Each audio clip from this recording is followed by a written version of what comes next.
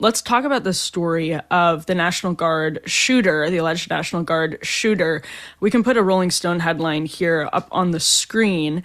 The headline is "Fellow Unit Member Says Alleged DC Shooter Felt Abandoned by CIA." And one way we are already seeing the left sort of spin this story is that this alleged shooter was basically a victim of the system, that the alleged shooter was groomed into violence by the CIA, which, again, may partially be true. We'll get to that in just a moment. May partially be true. But what I took away from that story, Sean, is all of the examples in Rolling Stone from their sources of people flagging to the CIA. And we've already seen other reports about people flagging to different refugee groups that were involved in the resettlement process, saying he is not well.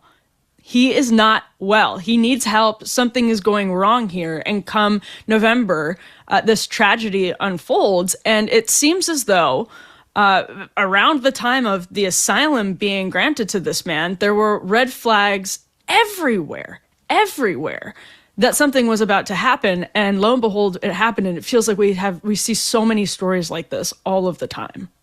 Yeah, I might sound like a broken record here, but I've got a plan for dealing with this type of stuff. And it's called round up all the Afghans who came in under this refugee program and send them all back. This idea that they can even be vetted, people have gotten put in this trap of saying, well, it wasn't proper vetting. We didn't have proper vetting. How do you properly vet someone coming from a Stone Age goat herding society that can't read and has no records? How do you vet that? You talk to some CIA agent who's like, yeah, Jamal over here with the goat. He's good. Trust me, he's good. No, it's absurd. It's an absurd concept. You cannot vet them at all. At all. Number one. Number two, their society is utterly incompatible with American society. When we formed this country, if you read all of the documents that we had at the time, all the letters from the founders, the Federalist Papers, you understood that what they were building was a continuation of hundreds and hundreds of years of English common law and just basic Western British society. So that when you had the Constitution that we created and you had the states and the colonies, these were things that people understood. It wasn't like you had taken them from an alien planet and put them in this new place with a new language and new norms and new laws that were utterly foreign to them. No, it fit. That is not the case with people we brought from Afghanistan, notwithstanding how helpful they might have been. Congratulations. You helped us help you free your country. You don't get a free ticket to America as a result of that. So the solution here, they may have missed red flags with this guy. This guy actually wasn't the main problem with the whole program. He shows one of the flaws with it. But the major problem with the whole program is that we let people like him in the first place. We should never have had to have a system where we're monitoring these refugees and these people who came over for red flags that they're throwing up. We never should have had to do that. No one should have had the burden of tracking all these people that the CIA trained to try and figure out who was going to go shoot up a school or a bunch of guardsmen one day. They never should have been here, so we should round them all up and send them all back. Again, if you're an alien parachuting into 2025 America, you would look at the tens of thousands of resettled Afghans, some of whom, to your point, Sean, may have been involved in this kind of internecine conflict as we were in Afghanistan. And I think you and I probably agree, way too long, doing way too many attempts at nation building, essentially, and with rogue operations at this. I say rogue, meaning anti-democratic, not rogue from the Pentagon or whomever they were responding to, the CIA and other intel programs. And because then they tell us that these are not all Democrats, by the way. They tell us that we owe a debt of gratitude. That means then tens of thousands of people have to come to the United States.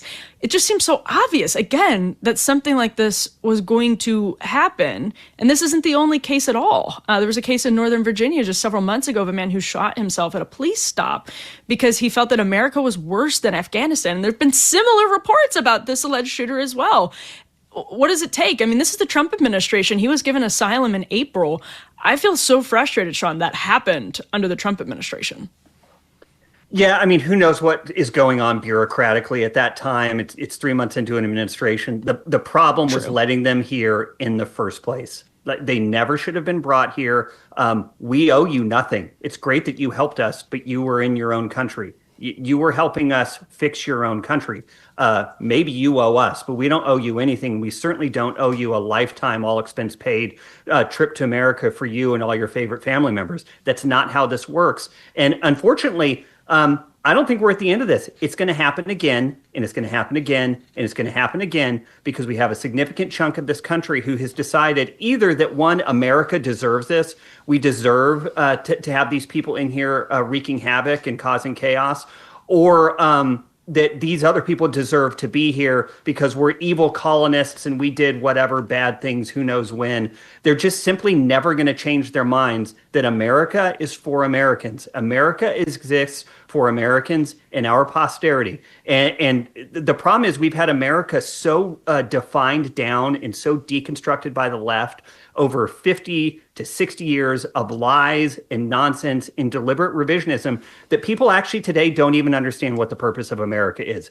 It is not a global refugee camp. It is not a global business park. It is not a global ATM. America exists for Americans. It was created for Americans, and it was created for Americans and our posterity, which means our children. And if you look at what words actually mean, if you look at what, nation, for example, what is the root of nation? It's birth. A nation is a collection of people who were born there and raised there. That's what a nation is. It's not simply a border. It's not a concept. It is a common people and culture and ancestry and religion and beliefs working together for their own good. And we've apparently been told we're not allowed to have that anymore.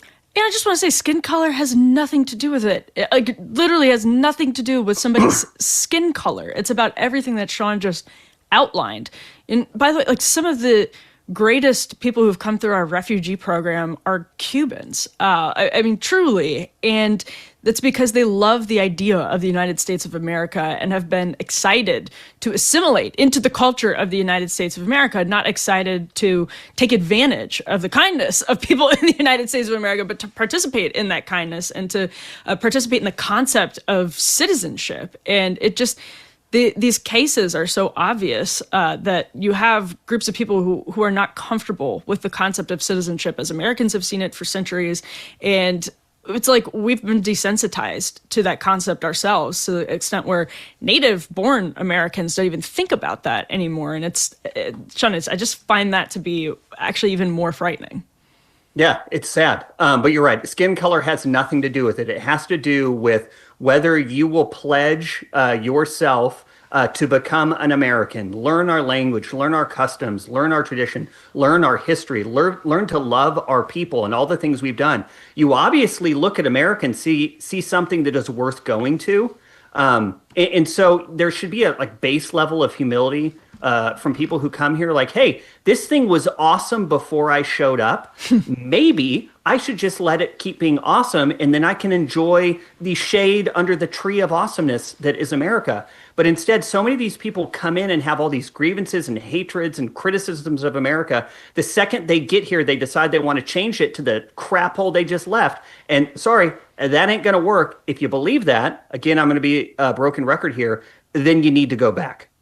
If you've ever taken a look at the nutrition label on any typical bag of chips, you will find a chemical cocktail. It is absolutely disgusting. Seed oils, MSG, artificial dyes, vague, natural flavors, quote unquote, and ingredients that sound more like a science experiment than a snack. But I've talked about my experience tasting masa chips and then looking at the back of the bag and seeing just those 3 ingredients. Masa is part of the growing movement to bring back real food with only 3 ingredients: organic corn, sea salts, and 100% grass-fed beef tallow. Not only do these chips avoid the bad stuff, they taste incredible too. Really, really, they do. With masa, you'll feel satisfied, light, and energetic with no crash, bloat, or gross, sluggish feeling afterwards. Basically, snacking on masa chips is nothing like regular chips. And personally, my favorite flavor of masa is churro. I guess churro for dessert. They're so good, but I can't choose between any of the flavors. They are all so good. I love lime too. If you love masa, then you'll also love Vandy Crisps. And everybody who's listening to this, if you've heard me before, you know that I love Vandy Crisps. I just love all of them. I have a problem. Vandy is Masa's sister company. They make the most delicious 3-ingredient potato chips that I have ever tasted. Truly, my favorite flavor is barbecue, but I love them all. So if you're ready to give Masa or Vandy a try, use code AFTERPARTY for 25% off your first order at masachips.com or vandycrisps.com, or simply click the link in the video description or scan the QR code to claim this delicious offer. Don't feel like ordering online? Masa and Vandy are now available nationwide at your local Sprouts supermarket, so stop by and pick up a couple of bags before they're gone.